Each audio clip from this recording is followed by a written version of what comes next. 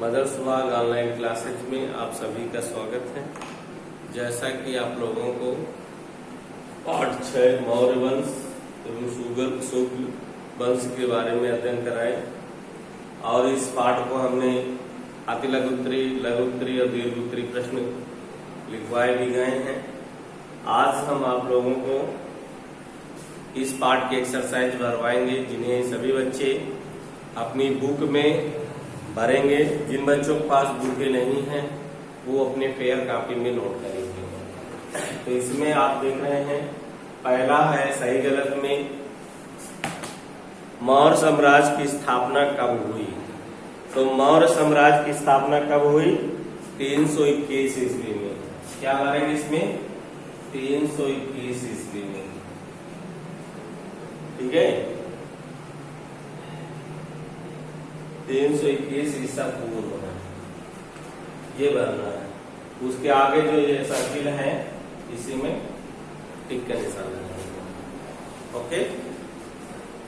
और अगला है अशोक मगध का सिंहासन पर बैठा। तो अशोक मगध ने, ये पहला क्वेश्चन हो गया। दूसरा है 272 ईसा पूर्व, इसके आगे लगा दो। 272 ईसा पूर्व में अशोक महान ने गद्दी पर बैठा था। अगला है अशोक पुत्र। अशोक किसका पुत्र था? बिंदुसार का। किसका पुत्र था? बिंदुसार का। तीसरा क्वेश्चन है।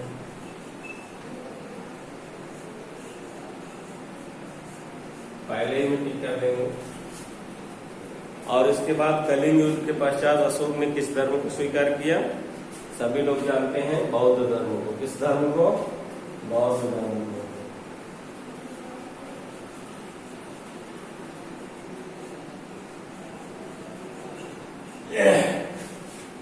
बौद्ध धर्म का अशोक ने प्रचार प्रसार बहुत कराए और अपनी पुत्री संघमित्रा और अपने पुत्र को स्वयं उन्होंने श्रीलंका में बौद्ध धर्म का प्रचार और प्रसार करने के लिए भेजा और अपना स्वयं अपने शिष्यों द्वारा या सेवकों द्वारा दूर दूर देशों में जाकर के बौद्ध धर्म का प्रचार और प्रसार किया। अगला रिक्त स्थान है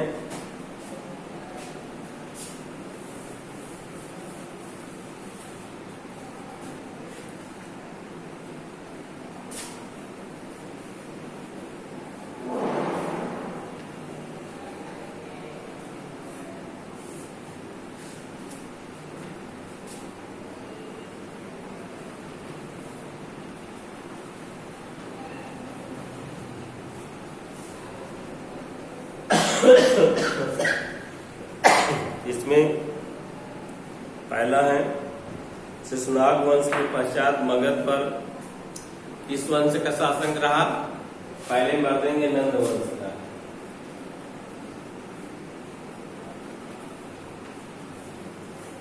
पहले मार देंगे। दूसरा है डायटस को कौटिल्य के नाम से भी जाना जाता था। किसको जाना जाता था? चाणक्य को।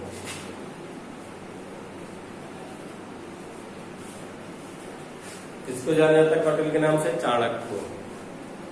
अगला है मौर्य साम्राज्य की राजधानी बिहार में पाटलिपुत्र।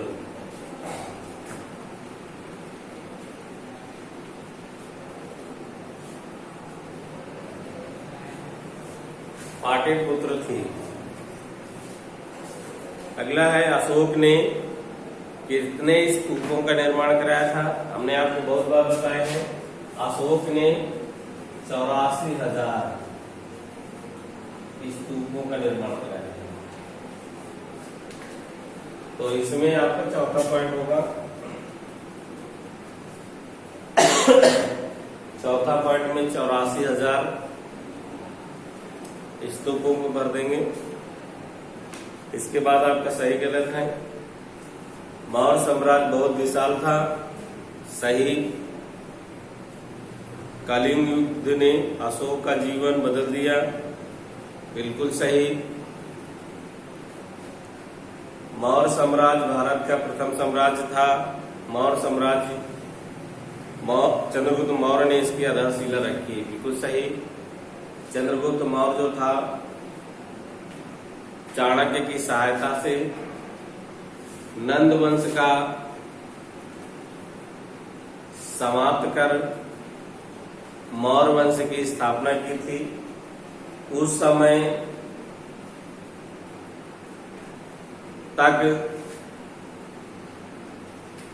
चंद्रगुप्त मौर्य के शासन के जैसा शासन हुआ शासक नहीं हुआ था। इसलिए चंद्रगुप्त मौर्य के द्वारा स्थापित किया गया मौर्य वंश या मौर्य साम्राज्य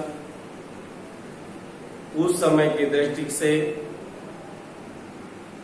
प्रथम साम्राज्य माना जाता है। ठीक है।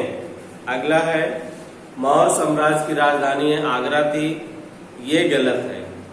क्यों गलत है? क्योंकि अभी हमने बताया मौर्य साम्राज्य की राजधानी पाटलिपुत्र थी। बिहार राज्य के पाटलिपुत्र में क्या था? मौर्य साम्राज्य की राजधानी थी। तो ये आपका आज से पाठ 6 मौर्य वंश समाप्त होता है।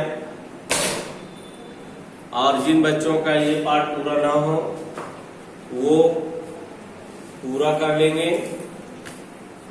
और होमवर्क में अर्धवार्षिक परीक्षा का सिलेबस तैयार करना है।